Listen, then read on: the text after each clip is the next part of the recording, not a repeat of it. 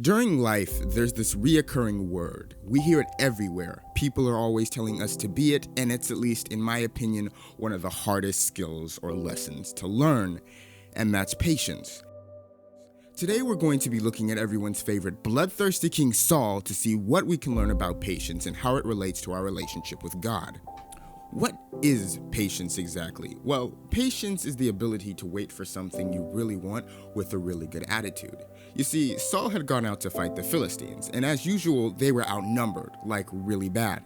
Now, Samuel had told Saul he would arrive there after 7 days so they could make a sacrifice and learn the plans God had for the army moving forward. When the 7th day came, Samuel didn't show up, and Saul, seeing that he was losing his grip on his army, was afraid, so he decided to make the sacrifice himself. And guess who showed up after he finished? Samuel.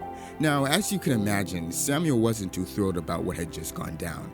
He tells Saul how he hadn't obeyed God's command, and how if he had, he would have established his kingdom over Israel for all time.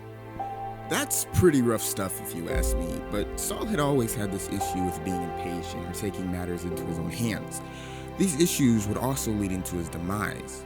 However, we can't be mad at Saul because we do the same thing.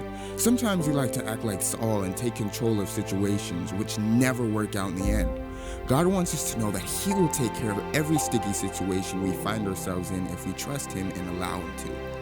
Another lesson Saul learned the hard way was when you rush ahead or are impatient, we miss out on the true, complete blessings God has for us.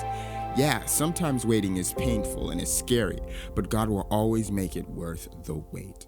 I'm Robert Peters. Thanks for watching. Have a great day.